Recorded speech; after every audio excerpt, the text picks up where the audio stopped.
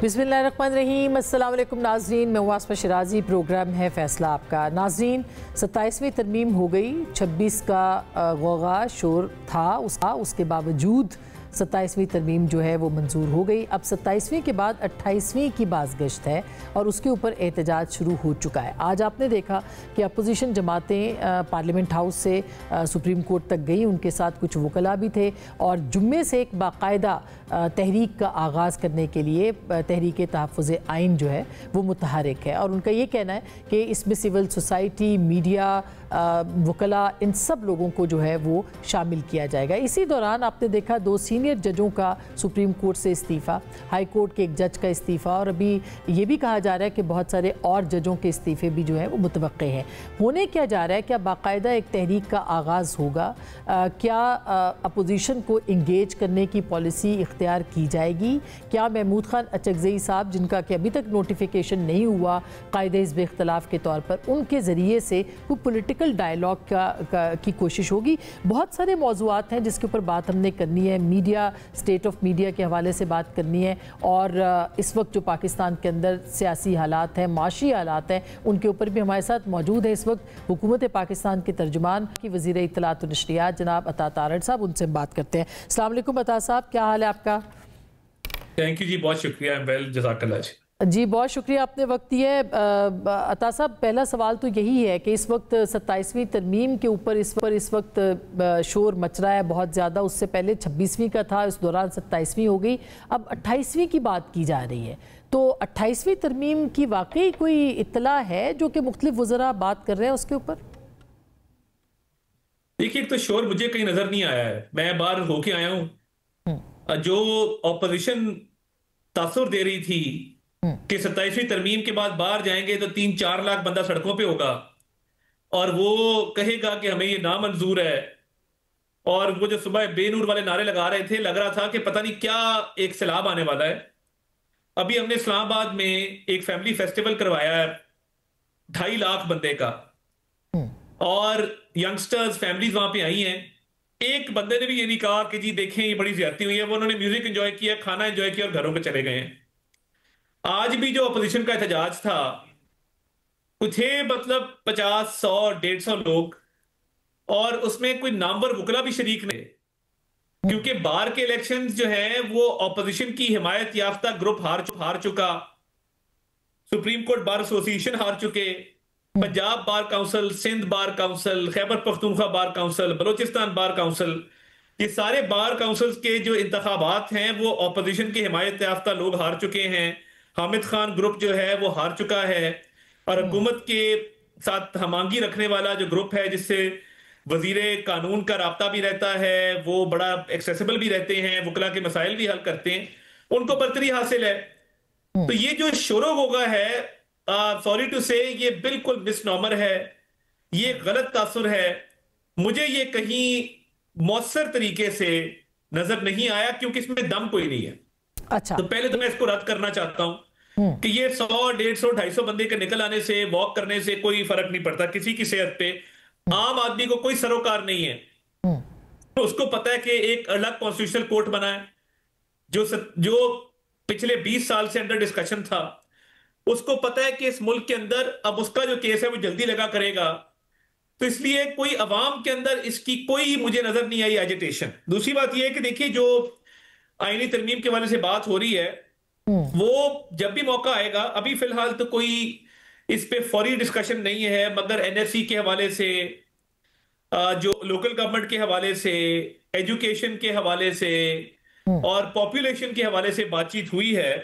वो जरूर हुई, और उस पर वजीर आजम साहब ने भी बात की, जो हाउस में उन्होंने तकरीर की उसके ऊपर, और मुख्तलिफ जमातें उस पर बातचीत कर रही हैं, मगर अभी कोई ऐसी बात नहीं है कि कोई मुसविदा, कोई संजीदा गुफ्तगू।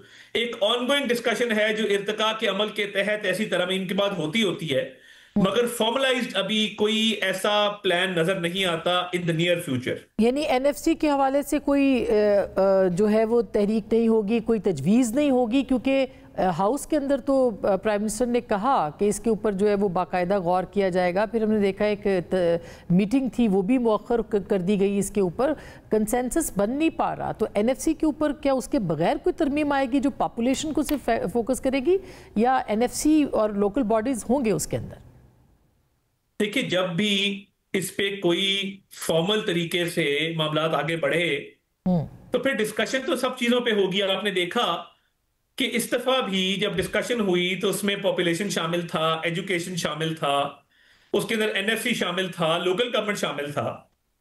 तो एक ऑनगोइंग डिस्कशन है, मगर इस पे कोई फॉर्मल मुशावरत या कोई फॉर्मल मामलात वो अभी शुरू नहीं हुए। कबल अज़ वक्त होगा कहना कि ये होना है, नहीं होना, कब होना है, कैसे होना है। मगर एक ऑनगोइंग डिस्कशन ने जन्म जरूर लिया है, जो आप भी सुन रहे हैं, हम भी सुन रहे हैं, और वो चल रही है, मगर फॉर्मली अभी गवर्नमेंट की तरफ से इसको टेकअप नहीं किया गया। अब राना सनाउल्लाह साहब जब कहते हैं या ख्वाजा आसिफ साहब कहते हैं तो जाहिर है कि उस बात के अंदर वजन नज़र आता है कि 28वीं तरमीम भी ज़रूर होगी। इवन फैसल वावडा साहब भी कहते हैं। तो हमने देखा जब भी इन्होंने पहले ये बात की तो ऐसा हुआ है। एनएफसी के ऊपर पीपल्स पार्टी आपके साथ बिल्कुल तैयार नहीं है। वो कहते हैं कि किसी का, आपने सुना उन्होंने कहा बिलावल साहब ने, किसी का बाप भी रोल बैक नहीं कर सकता 28वीं तरमीम को। तो फिर आप अपने एलाइज के बगैर मुशावरत का आगाज करेंगे या आपको लगता है कि पीपल्स पार्टी मान जाएगी? नहीं, देखिए, मैंने जैसे कहा कि किसी पे कोई चीज मुसल्लत तो नहीं करने जा रहे। जब भी हुआ मुशावरत होगी और पूरा एक फुल मेन्यू जाता है ना पहले। जैसे बिलावल साहब ने लास्ट टाइम ट्वीट किया, उसमें पॉपुलेशन भी कहा, एजुकेशन भी कहा, मैजिस्ट्रेसी भी कहा, एनएफसी भी कहा, लोकल गवर्नमेंट भी कहा। एक फुल मेन्यू था जो डिस्कस हुआ, जिसके बाद 27वीं तरमीम की एक जो मंजूर शुदा और मुशावरत के बाद एक कंसेंसस के साथ उसकी शक्ल निकली। तो जब भी ये मामला शुरू होगा, मुशावरत होगी, एलाइज ऑन बोर्ड होंगे, डिस्कशन की जाएगी, सबके साथ एक सैर हासिल गुफ्तगू होगी, उसके बाद इस पे कोई चीज आगे लेके जाई जाएगी। अभी बहुत कबरस वक्त है ये कहना। और अभी तो 27वीं तरमीम सेलिब्रेट हो रही है, वुकला उसको वेलकम कर रहे हैं, और bar council, supreme court bar association उसको वेलकम कर रही है। तो अभी जब 28वीं की बारी आएगी तो सबको पता लगेगा जब आएगी, मगर अभी फिलहाल बहुत जल्द इस पे कोई चीज नजर नहीं आ रही। अता साहब, आपके पहला जो आपने जवाब, सवाल मेरा था और आपने जवाब दिया, आपने कहा कि मीडिया जो है वकला बाहर नहीं निकले, इसके ऊपर 250-150 लोग हैं, जाहिर है मैनेज्ड हैं, सब कुछ सही हो गया है, बार काउंसिल के इलेक्शन भी हो गए, मीडिया भी कंट्रोल के अंदर है, फिर जजों ने भी इस्तीफे दे दिए जो आपको पसंद नहीं थे। तो आप ये कह सकते हैं कि एक ऐसा सिस्टम इंस्टॉल हो गया है जहाँ पे आपकी स्टेबिलिटी आपको अपनी गवर्नमेंट की नज़र आ रही है। लेकिन अगर देखा जाए मईशत के उसके अंदर, तो वहाँ तो कोई स्टेबिलिटी अभी तक हमें नज़र नहीं आती। आपने पता नहीं कौन सी अखबार में या टीवी पे मईशत देखी है, वरना अगर मैं आपको फैक्ट्स एंड फिगर्स बताऊं तो डिफॉल्ट के दहाने के ऊपर खड़े थे, एलसीआं खुलना बंद हो चुकी थी, एक्सपोर्टर जो है वो कारोबार बंद करके घर चला गया था कि मैं किस रेट के ऊपर एक्सपोर्ट करूं। डॉलर आज 300 का है, कल 320 का होगा, परसों 350 का होगा। तो उस नहज से हम आए हैं जहां पे करंट अकाउंट डेफिसिट कम हुआ है, महंगाई जो 38% पे चली गई थी वो 4% पे आई है, शरह सूद इंटरेस्ट रेट जिसे कहते हैं वो 22% से 11% पे आया है, विच इनकरेजेस बिजनेसेस, जिससे पैसा पंप इन होता है इकोनॉमी में, खुशहाली आती है, कारोबारी लोग पैसा लगाते हैं, वो बैंकों से पैसा निकाल के कारोबार में लगाते हैं। इसी तरह रेमिटेंसेस का रिकॉर्ड टूटा है। बैरून मुल्क पाकिस्तानियों ने सिर्फ अक्टूबर के महीने में 3.4 अरब डॉलर पाकिस्तान भेजे हैं, जो पिछले साल के मुकाबले में 11% ज्यादा हैं। और इसके अलावा ज़र मुबादला के ज़खायर रिकॉर्ड हाईएस्ट पे हैं, जो तरीके इंसाफ के दौर में लोएस्ट पे चले गए थे। और आम आदमी तक इसका असर पहुंच रहा है कि गैस के हवाले से कनेक्शन खोले गए हैं, आरएलएनजी के, बिजली के हवाले से रिफॉर्म्स किए गए हैं, पर यूनिट उसकी कॉस्ट पिछले दौर से कम है। मगर अता साहब, ये देखिए, इकोनॉमिक मैं आज ही के डॉन के अखबार की रिपोर्ट आपके सामने रख रही हूँ कि इस वक्त खसारा जो है पाकिस्तान का वो $733 मिलियन रहा, जो कि गुज़िश्ता साल इसी बरस जो था वो $206 बिलियन था। फिर अक्टूबर में, सिर्फ अक्टूबर में $112 मिलियन का खसारा रिकॉर्ड किया गया है। बरामदात में कमी हुई है, दरामदात में इजाफा हुआ है, रिकॉर्ड कर्जे लिए गए हैं, बैरूनी कर्जे रिकॉर्ड लिए गए। तो आपने बिल्कुल जो पिक्चर पेश की है वो पिक्चर तो यही कहती है बैरूनी सरमायाकारी। मैं तो फैक्ट एंड फिगर से बात कर रहा हूं जी। मेरा कोई भी फिगर आप उठा के चैलेंज कर लें। और देखिए पब्लिक डेट की मैं अगर बात करूं जी, वो तकरीबन 1.3 अरब रुपए से, तो 1.3 खरब रुपए से वो नीचे आया है एज कंपेयर टू 2019। ये आज की रिपोर्ट है और मैं पढ़े देता हूं कि Pakistan public debt fell by 1371 billion जुलाई से सितंबर इस साल में। पहला डिक्लाइन है 2019 ऑनवर्ड्स। तो देखिए मैक्रो इकोनॉमिक स्टेबिलिटी मैं नहीं कह रहा, आप मेरी बात पे ना जाइए। फिच की रेटिंग्स इंप्रूव की, मूडीज की रेटिंग इंप्रूव की, आईएमएफ आपके रिफॉर्म की तारीफ कर रहा है, वर्ल्ड बैंक कह रहा है कि आपने बहुत अच्छे रिफॉर्म्स किए हैं। एफपीआर के रिफॉर्म, जो टैक्स कलेक्टिंग एजेंसी, किसी हुकूमत ने ये नहीं किया जो शहबाज शरीफ साहब ने कर दिखाया कि शहबाज शरीफ साहब ने सीरियस लिया टैक्स कलेक्शन को। आज मैं बतौर फेडरल मिनिस्टर चेयरमैन एफपीआर को फोन करूं और कहूं कि फलां शख्स को फलां टैक्स विंग में लगा दें, आधे घंटे में वो बंदा मुअत्तल होगा जिसकी मैं सिफारिश करूंगा। सिफारिशी कल्चर खत्म है। मेरे पास कोई आए और बतौर वजीर में से सिफारिश करवाए, मैं गारंटी करता हूं वो मुअत्तल होगा अगर वो सिफारिश करवाएगा। बिल्कुल उस पे आईटी के बहुत अच्छे काम भी मैं एक अर्ज करूं ना, आईटी के सिस्टम लगाए गए हैं और वर्ल्ड बैंक में तालियां बजी हैं। मिस्र और दीगर ममालिक ने कहा है जो पाकिस्तान ने रिफॉर्म किए हैं एफबीआर के, शहबाज शरीफ की गवर्नमेंट ने, वो लायके तहसीन है। हमें इसका मॉडल हम स्टडी करना चाहते हैं। देखिए इंपोर्ट एक्सपोर्ट्स में उतार चढ़ाव आता रहता है, कभी एक्सपोर्ट बढ़ती है कभी इंपोर्ट बढ़ती है, उसकी वजूहात हैं। रॉ मटेरियल आता है मुल्क में, 100 और चीजें।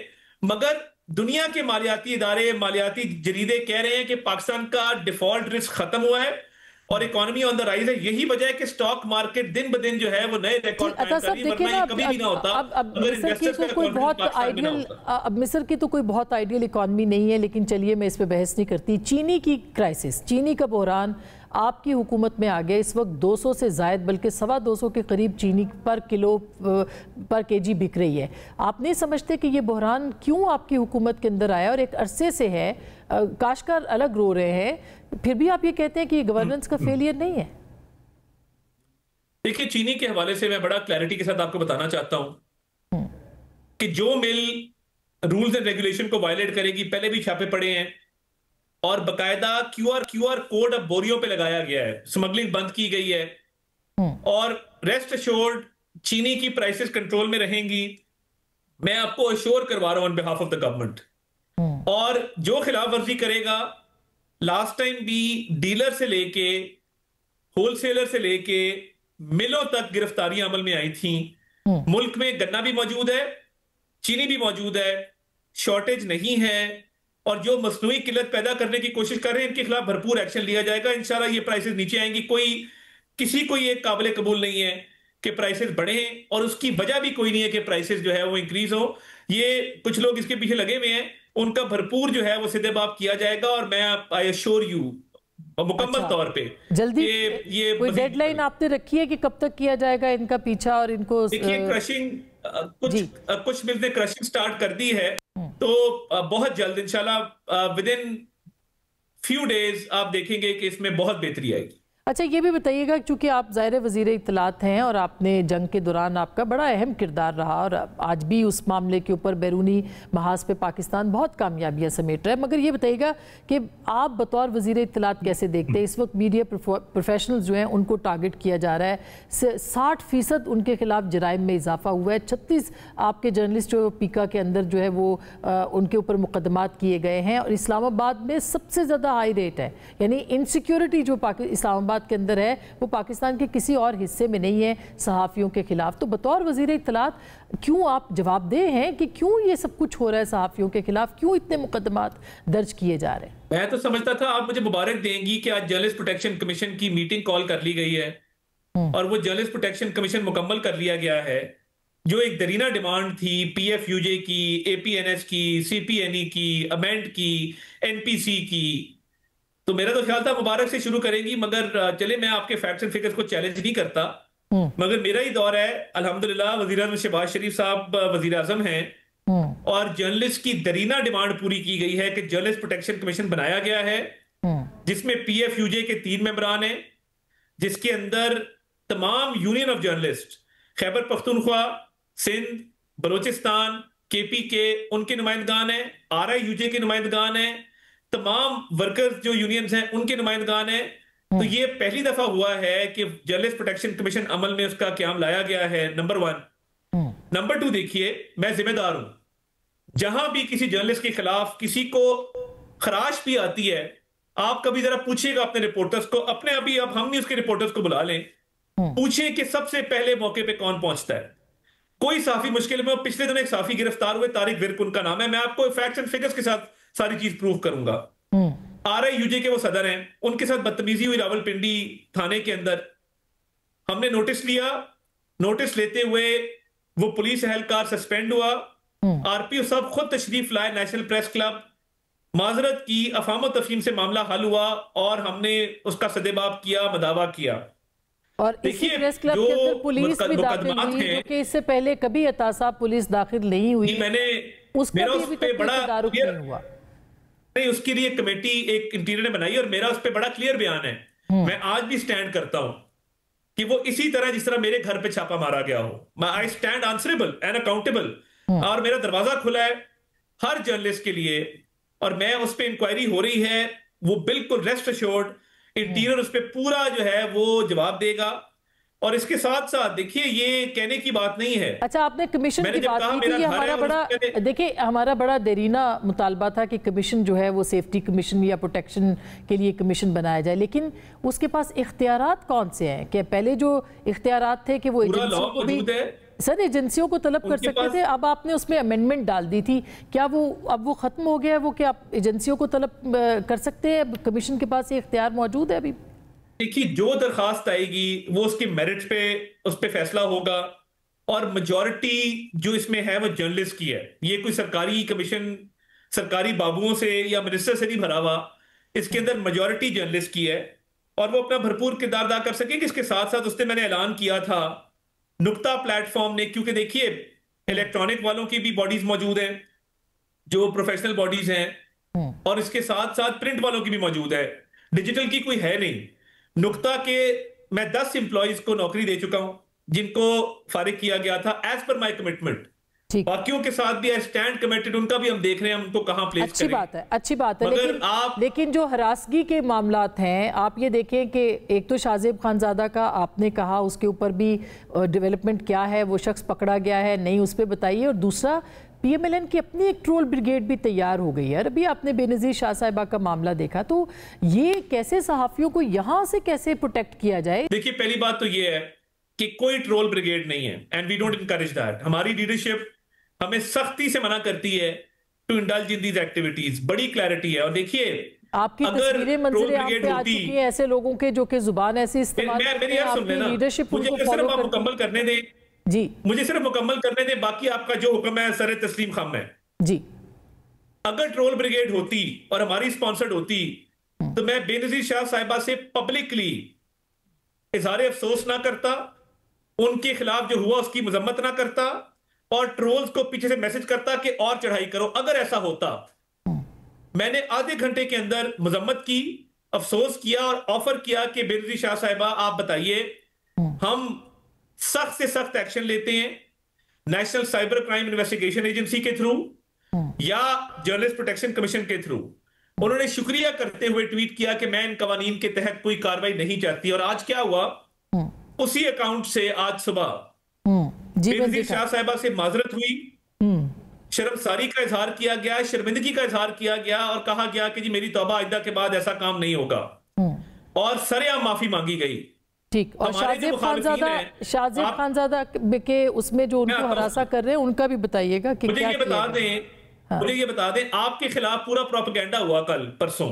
जिस पार्टी के हिमायत याफ्ता अकाउंट्स ने आपके खिलाफ ट्वीट्स किए और उसके लीडरान ने किए, जो वजारत में रहे हैं, जो काबीना में रहे हैं, जो पोर्टफोलियोज होल्ड करते रहे हैं, जो आपके खिलाफ आपके हिजाब तक बात की गई, जिसका मुझे दुख और अफसोस है।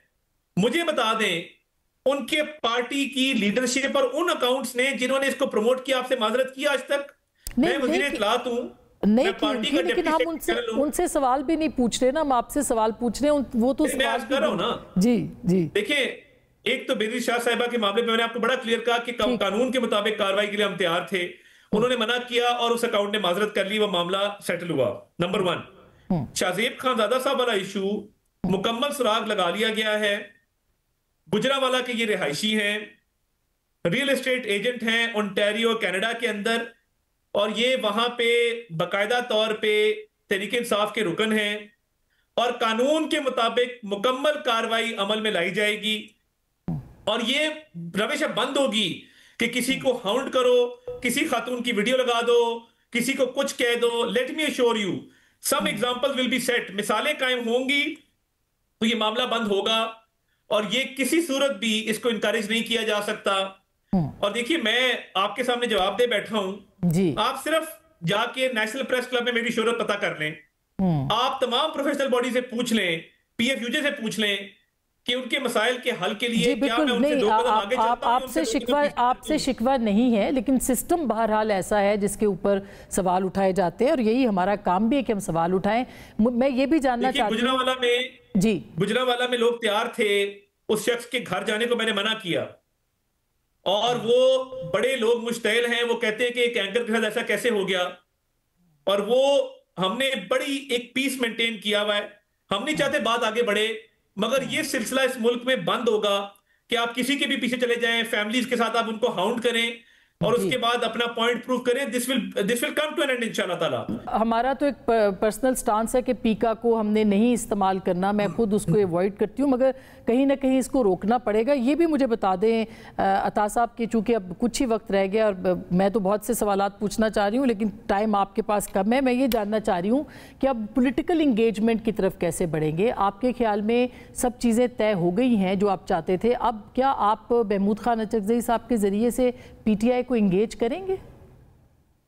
देखिए, एक तो पॉलिटिकल स्टेबिलिटी, इकोनॉमिक स्टेबिलिटी, मुल्क के अंदर बड़ा एक स्टेबिलिटी का आपको नजर आता है, बाकायदा महसूस होता है कि एक स्टेबल गवर्नमेंट है, स्टेबिलिटी की तरफ हम जा रहे हैं। हैविंग सेड दैट, उस दिन हाउस में सरदार अयाज सादिक साहब ने बड़ा क्लियरली कहा कि लास्ट टाइम भी जब मुज़ाकरात हुए, किसने सबोटाज किए, कौन बैकआउट हुआ, किसने मुज़ाकरात से इनकार किया? तहरीक इंसाफ ने किया। उधर यूनिटी ऑफ कमांड नहीं है, उनके अंदर कोई ऐसा लीडर मौजूद नहीं है, एक लीडर एक बात करता है, दूसरा दूसरी करता है। तो देखिए, बातचीत कैसे की जाए, कब की जाए, हम तो तैयार हैं और बातचीत होनी चाहिए, और सियासत में हमेशा बातचीत होती है। और अयाज सादिक साहब ने उस दिन भी कहा कि प्राइम मिनिस्टर ने भी इसका कई बार इजहार किया है, अभी उन्होंने सीएम केपी को कहा कि बात करें, तो हम तो हमेशा इसके लिए तैयार रहे हैं। मगर तरीके इंसाफ को यह तय करना होगा कि उन्होंने बात करनी है, कैसे करनी है, और कौन उनके लोग होंगे। अभी तक उनमें कोई क्लैरिटी नहीं है, वो बात करना चाहते हैं, नहीं चाहते, उनमें बहुत अभाम पाया जाता है और बड़ी कंफ्यूजन है। और खैबर पख्तूनख्वा के हवाले से भी आप समझ रहे हैं, दूसरा फैज़ हमीद साहब का भी ट्रायल मुकम्मल हो गया है, वो कब तक फैसला आएगा? दोनों पे बताइए कि सीएम के साथ भी कोई मीडिएशन चल रही है आपकी? देखिए, सीएम जो है बुज़दार प्लस प्लस जो है, उनका तो ये रवैया है कि उन्होंने अपने सूबे के अंदर कोई एजुकेशन पॉलिसी नहीं है, कोई उनकी हेल्थ पॉलिसी नहीं है, कोई लैपटॉप स्कीम नहीं है, कोई इंफ्रास्ट्रक्चर डेवलपमेंट नहीं है, कोई उनका विजन नहीं है। तस्वीरें साफ कर दो, जूती का नाप दे दो, नारे लगा लो, विक्टी के निशान बना लो। बहुत जल्द वो वक्त आएगा कि खैबर पख्तूनख्वा के वाम इनका गिरेबान पकड़ेंगे और इनसे पूछेंगे कि आपको सिर्फ इन बातों के लिए इलेक्ट किया गया था। उन्होंने लॉ एंड ऑर्डर की कोई मीटिंग नहीं की, कोई सेफ्टी सिक्योरिटी के कोई मेजर्स नहीं लिए, बुलेट प्रूफ गाड़ियां देते हैं वो वापस कर देते हैं। तो देखिए, वहां पे मामलात सिर्फ सियासत और अंधी तकलीद लीडर की, और तकरीबन जो है वो एक निजाम ऐसा है कि जो बहुत ही खराबी की तरफ जा रहा है, और ये खैबर पख्तूनख्वा के अवाम बहुत जल्द इनसे जवाब तलब करेंगे इस चीज का। चलते चलते ये भी बता दें कि सेक्रेटरी इंफॉर्मेशन भी जो है वो अब कोई मौजूद नहीं है, तो ये मामला कैसे चलेंगे, खास करके मीडिया के, और कब अपॉइंटमेंट होगा? साथ में फैज हमीद साहब का भी आपने देखिए, मैं बड़ा लकी रहा हूँ, मैं बड़ा लकी रहा हूँ कि जब मैं आया था तो एक बहुत काबिल खातून सेक्रेटरी थी, जी हाँ। और एक उनसे भी काबिल खातून ने उनको रिप्लेस किया। तो अब सीनियर मोस्ट ऑफिसर्स का पैनल ड्रॉप हो गया है। कुछ रिपोर्ट्स मुरतब होनी होती हैं, वो हो गई हैं। अगले 1-2 रोज में इंटरव्यूज हो जाएंगे और ये मामला किस तरफ लग जाएगा इंशाल्लाह। और फैज हमीद साहब का ट्रायल कब उनका फैसला आएगा? देखिए वो अब जैसे ही कोई इस पे इतला आएगी, ISPR उस पर प्रेस रिलीज जारी करेगा और बताएंगे कि कब फैसला आएगा, ट्रायल के क्या हालात हैं। तो जैसे ही कोई ISPR की तरफ आती है इतला और ISPR इस पे आगाह करता है तो हम आपको बता देंगे इंशाल्लाह। बहुत बहुत शुक्रिया, थैंक यू सो मच अता तारड़ साहब, वज़ीर इत्तलात व नशरियात हमारे साथ मौजूद थे। एक छोटी सी ब्रेक लेंगे, ब्रेक के बाद मज़ीद मौज़ूआत भी होंगे और शायद खाकान अब्बास साहब से बात भी करेंगे। हमारे साथ रहिए।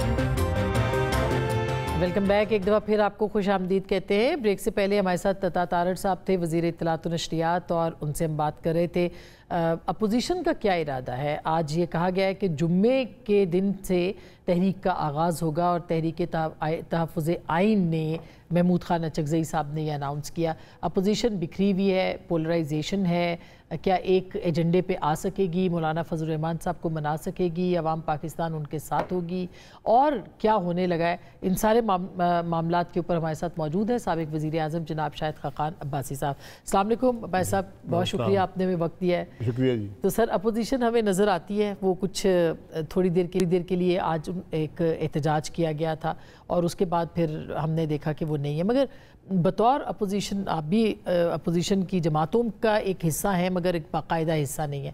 आपको लगता है कि अपोजिशन कोई मौसर तहरीक चला सकेगी? देखिए, मौसर आप किसको कहते हैं?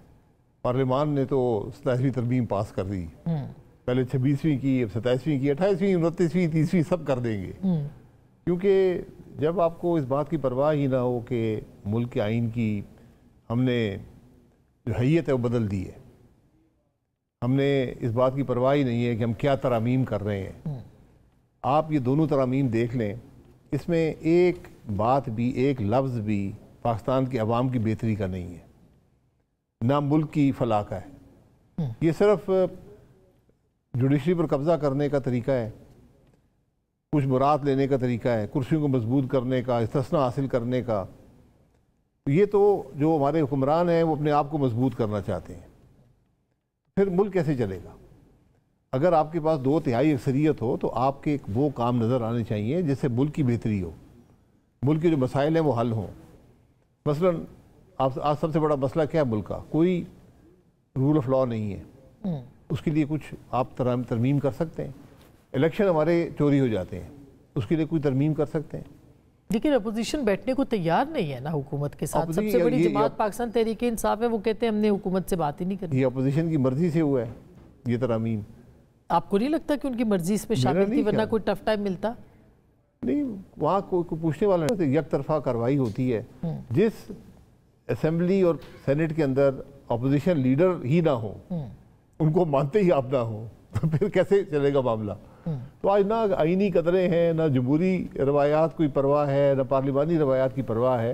ये एक तरफा मामला चल रहा है। बिल्कुल भाई साहब, लेकिन जाहिर है कि हुकूमत का जो हिस्सा है हम उनको तनकीद करते हैं, लेकिन आप नहीं समझते कि जमहूरियत में वंस एक बयानिया जो है वो अगर चलता है तो उसकी जिम्मेदारी अपोजिशन के ऊपर भी आती है।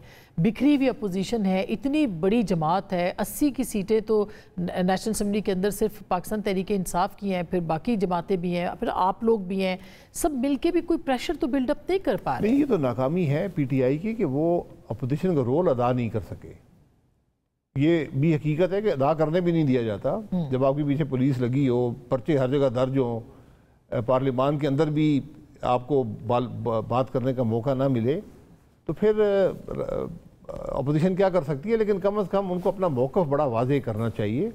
और अब जो बात हुई है, जो तहरीक तहफ़्फ़ुज़ आइन है, उसके तहत अपोजिशन की जमातों का एक इजलास हुआ था और वहाँ पर यही फैसला हुआ कि हमें कम से कम ये जो तरमीम हुई है, 27वीं तरमीम, इसके जो मामलात हैं ये अवाम के सामने हर जगह रखने चाहिए ताकि अवाम खुद फैसला करें। आप भी इस मीटिंग में शरीक हुए थे? मीटिंग में शरीक था जी। और वहाँ पे ये तय पाया था? वहाँ भी ये तय पाया कि जो भी फोरम्स अवेलेबल हैं उसमें एहतजाज भी हो सकता है, उसमें आप बार काउंसिल में जा सकते हैं, आप जलसा कर सकते हैं, इस किस्म के जो भी फोरम्स हैं उनको इस्तेमाल करके कम से कम अपोजिशन अपना जो मौक़िफ़ है इस तरमीम पर वो अवाम के सामने रखे। लेकिन आपने देखा नहीं कि तहरीक इंसाफ हो या अपोजिशन की जमातें मीडिया के साथ अलग महाजराई चल रही है इस वक्त। इसके अलावा अदलिया के ऊपर एक तकिया था, अदलिया से सिर्फ 3 जजों ने, एक लाहौर हाई कोर्ट के जज हैं उन्होंने इस्तीफ़ा दिया और 2 सुप्रीम कोर्ट के जज साहिबान हैं। तो ये ऐसी सूरत में तो ये देखा जा रहा था कि शायद बड़े इस्तीफ़े आ जाएंगे, कुछ भी अभी तक नहीं हुआ। वहाँ पे भी नाकामी है, बार काउंसिल्स के अंदर भी नाकामी है, तो फिर अपोजिशन इसका मतलब है कि मुकम्मल तौर पर नाकाम हो रही है इस वक्त। देखिए अपोजिशन अगर 2 जजों ने इस्तीफ़ा दे दिया सुप्रीम कोर्ट के जजेस ने, ये बहुत बड़ी बात होती है। एक जज का इस्तीफ़ा देना भी बहुत बड़ी बात होती है। और उन्होंने सिर्फ इस्तीफ़ा नहीं दिया, उन्होंने बड़ा वाज़ेह लिख कर दिया कि उनकी क्या सोच है, क्यों इस्तीफ़ा दे रहे हैं। लेकिन हमारी ना कान है ना आँखें, ना हम सुनते हैं ना हम देख सकते हैं कि हो क्या रहा है। तो आपको लगता है कोई तहरीक शुरू हो सकती है? देखिए तहरीक तो ऐसे ही होती है, आप उस बात को उजागर करते हैं, अवाम के सामने रखते हैं, फिर तहरीक तो अवाम की पार्टिसिपेशन से होती है। अवाम आपको लगता है कि इस वक्त पार्टिसिपेशन चाहते हैं? देखिए अवाम की पार्टिसिपेशन जमहूरी निज़ाम के अंदर इलेक्शन में होती है, उसके बाहर जब भी अगर वो लोग सड़क पर निकल आए तो फिर ना जमहूरियत रहेगी ना ये हुकूमतें रहेंगी, तो उससे बचना चाहिए।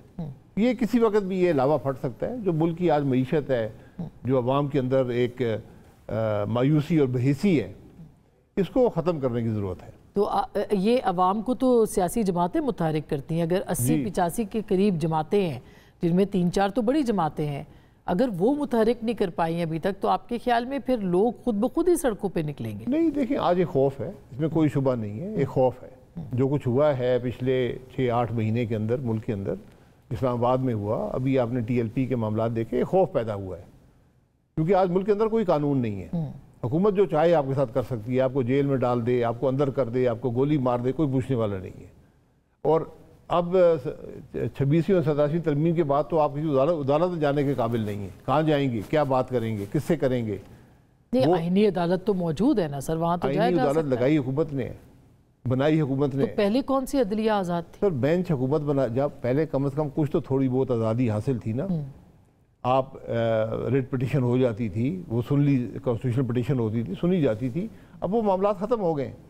अब तो बेंच भी हुकूमत बनाती है, जज भी हुकूमत लगाती है। उनकी जजेस की जो परफॉर्मेंस है वो हुकूमत जज करती है। तो अदल का निज़ाम तो ख़त्म हो गया। अब आप कोई इंसाफ की तवक्को अदालतों से नहीं रख सकते। लेकिन जुडिशल कमीशन है और ज़ाहिर है पार्लिमान उसको लगाएगा, तो ये तो पूरी दुनिया में तो है ना कि पार्लिमान फैसले करती है और वो बनाती है इस तरह का निज़ाम। हुकूमत का अगर देखा जाए तो वो तो यही कहते हैं। ये तो असल चैलेंज तो अपोजिशन के लिए था कि वो उसमें बैठते, उनको चैलेंज करते।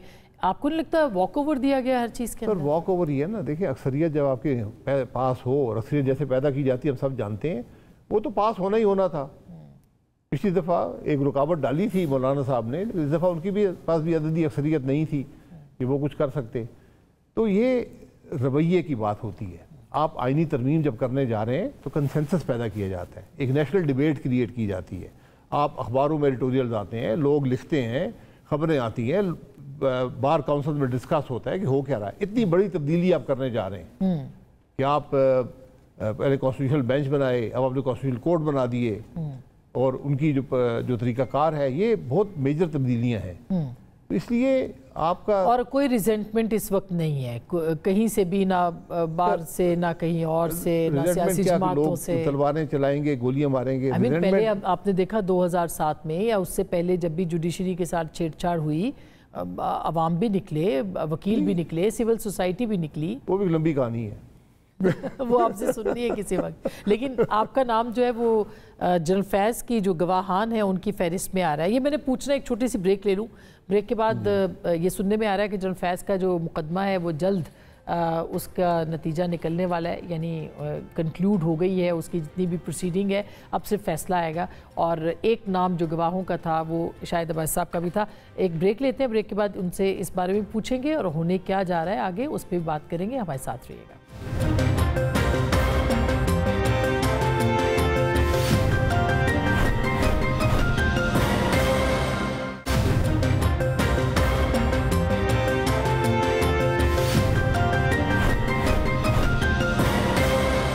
Welcome back. एक दफ़ा फिर आपको खुश आमदीद कहते हैं। अवाम पाकिस्तान के सरबराह और साबिक वज़ीर आज़म जनाब शाहिद खान अब्बासी साहब हमारे साथ मौजूद हैं। अब्बासी साहब, अभी जनरल फैज़ का फ़ैसला सुना है कि मुतवक्की है आइंदा चंद दिनों के अंदर आ जाएगा सामने, और उनकी जो गवाहान की लिस्ट है उसमें आपका भी नाम था, तो क्या आपने कोई गवाही दी है या नाम जो है वो फैमिली ने खुद ब खुद शामिल कर लिया? नहीं, ये चंद हफ्ते पहले अखबार में आया था कि गवाहान की लिस्ट उनके दिफाई जो पैनल है उसने दी है और मेरा नाम भी उसके अंदर है, लेकिन मुझसे ना किसी ने रब्ता किया, ना मेरे पास कोई ऐसी बात है जो मैं दिफा के लिए या इस्तगासा के लिए को वहाँ बात कर सकूँ। मुझे ना उस केस का इल्म है, ना ही मेरा उससे कोई ऐसा ताल्लुक बनता है, क्योंकि जहाँ तक मेरी नॉलेज है वो एक मिलिट्री ट्रायल है, कोर्ट मार्शल है, उसके अंदर। मगर उनके जो 3 इल्ज़ामात हैं उसमें एक पॉलिटिकल इंटरफेरेंस भी है और एक ऑफिशियल सीक्रेट एक्ट भी है। सुना उन्होंने आपका और उसमें उनकी फैमिली या लॉयर्स ने आपका और इमरान खान साहब का नाम दिया, लेकिन आप कह रहे हैं कि मुझसे रब्ता नहीं किया। अच्छा। अगर रब्ता करेंगे तो बता सकते हैं वो कि भाई क्यों रब्ता कर रहे हैं, क्या वो गवाही चाहते हैं। अगर वो कहते तो आप जाते, उनकी गवाही देते आप? नहीं, अगर देखें कोई कोर्ट में कोई केस हो और आपको उसके बारे में कोई नॉलेज हो तो आपकी जिम्मेदारी बनती है जाके गवाही दे दें। लेकिन डिफेंस के जो विटनेस होता है वो डिफेंस हमेशा चुनती है जो उनके हक में बात कर सके। तो अगर मुझसे को पूछते तो मैं तो जो हकीकत है वही बयान कर सकता था।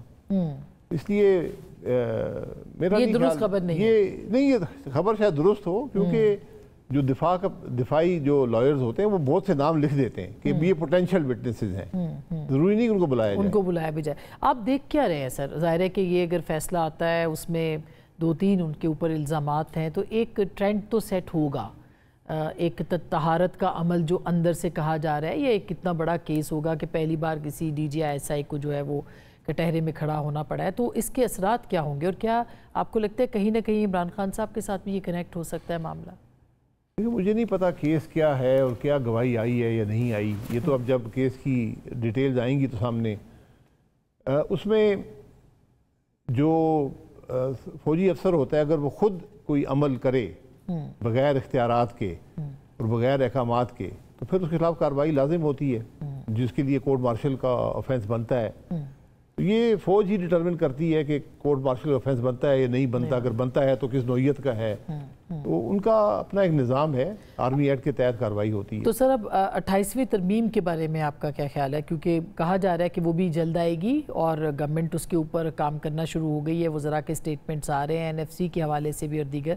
आपको क्या लगता है कि पीपल्स पार्टी ऑन बोर्ड होगी या साथ शामिल हो सकती है NFC के हवाले से? पीपल्स पार्टी तो 27वीं में भी शामिल थी, 28वीं में भी शामिल हो जाएगी, 26वीं में भी थी। अब बात यह है कि ये तरमीम जो आप कर रहे हैं इसका मुल्क को क्या फ़ायदा पहुंचेगा, ज़रा ये बता दें। 26वीं तरमीम 27वीं में मुझे तो मुल्क का कोई फ़ायदा नज़र नहीं आता। हो सकता है हुकूमत समझती हो कि हम मजबूत हो गए या इस्तिस्ना मिल गया है या जुडिशरी काबू में आ गई है। ये तो वो मामलात हैं जो एक नाकामी की दलील होते हैं। मगर मुस्तहकम तो हुई है गवर्नमेंट, वो जो उनको खौफ था, खदशा था, वो खदशे तो खत्म हुए। ये कि ऑडिट हो जाएगा, गवर्नमेंट घर भेज दी जाएगी, कुछ जो इसी तरह से जो गवर्नमेंट को कौन घर भेजेगा वो ये देखे। गवर्नमेंट जो है पाकिस्तान में जिस रास्ते से आती है उसी रास्ते से जाती है, कोई और तीसरा रास्ता नहीं होता। तो वो नहीं, तो जज साहिबान ने वज़राए आज़म तो घर भेजे है ना? जी, वज़राए आज़म भेजे हैं, उनके खिलाफ चार्जेस थे, बात हुई है, उन्होंने भेज दिया। अब आपने वो तो ख़त्म कर दिया ना, वो तो 26वीं में ख़त्म हो गया था, 27वीं में मुकम्मल तौर पर ख़त्म हो गया। यहाँ पर जिसके पास इख्तियारात आए हैं उसने इख्तियारात से तजावज़ करके ही मामलात को चलाने की कोशिश की है, जिसके पास भी आए हैं।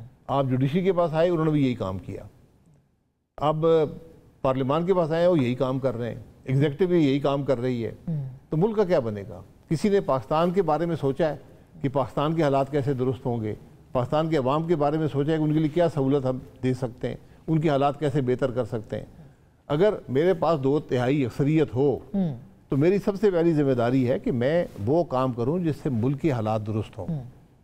अपने हालात दुरुस्त करने तो हर आदमी चाहता है। ज़ाहिर है पॉलिटिकल स्टेबिलिटी तो मौजूद नहीं है, लेकिन ग्रैंड अपोजिशन क्यों नहीं बन पा रही इस पे? और आप चूँकि लास्ट मीटिंग में थे, आपको लगता है कि ग्रैंड अपोजिशन बन सकेगी? मौलाना ग्रैंड अपोजिशन की बातें होती हैं, ग्रैंड अपोजिशन पार्लियामान में बैठी हुई है, यही ग्रैंड अपोजिशन होती है। और क्या होता है, लेकिन उस पार्लियामान को तस्लीम भी नहीं करते, फिर वहाँ बैठे भी हुए हैं और कुछ करते भी बस नहीं। यही कमजोरी है ना। या आप अपोजिशन का रोल अदा करें या वहाँ से बाहर आ जाएं, फिर सड़क पे आ जाएं। आपको लगता है कि ऐसा हो सकता है? अचकज़ई साहब ने तो 1-2 मरतबा कहा है कि हमें इस्तीफे देने चाहिए। देखिए, ये बातें होती रहती हैं, लेकिन पार्लियामान के अंदर जो आप रोल अदा कर सकते हैं, क्योंकि लोगों ने आपको इलेक्ट किया है, तो आप पार्लियामान के अंदर अपोजिशन का रोल अदा करें। हुकूमत बदकिस्मती से अपोजिशन को कबूल करने के लिए कभी तैयार नहीं होती, वो खराबियाँ आज भी मौजूद हैं। देखिए भाई साहब, आपकी अपनी जमात बनी और उसके बाद से अभी तक सरफेस पे नहीं आई उस तरह से, यानी अवाम पाकिस्तान भी जो है वो उतनी पजीराई तो हासिल नहीं कर सकी जितना आपका अंदाज़ा था। पार्लियामान में नहीं है ना, हम ने इलेक्शन लड़ा है। हम तो अपनी जमात को बना रहे हैं, ग्रास रूट सतह पर बना रहे हैं। अपोजिशन के मामला में हम हिस्सा लेते हैं, मुल्क के मामला पे हम हिस्सा लेते हैं, अपना मौक़िफ़ रखते हैं। तो मैं तो ये समझता हूँ कि जितनी अपोजिशन आज शायद अवाम पाकिस्तान कर रही है, कोई और जमात नहीं कर रही। कम से कम इशूज़ पे बात करते हैं, हर इशू पे हमने बात की है, चीनी से लेकर आईनी तरमीम तक। हमने बड़ा वाज़ेह मौक़िफ़ दलील के साथ। आइंदा का आपका क्या प्लान है जी? आइंदा का क्या प्लान? आइंदा हम अपना काम करते रहेंगे। ये इलेक्शन, मुल्क के अंदर फेयर इलेक्शन जब होंगे, जब भी हुए तो इंशाल्लाह हम हिस्सा लेंगे, लेकिन अभी तो ग्रास रूट सतह पे जमात को बिल्ड कर रहे हैं।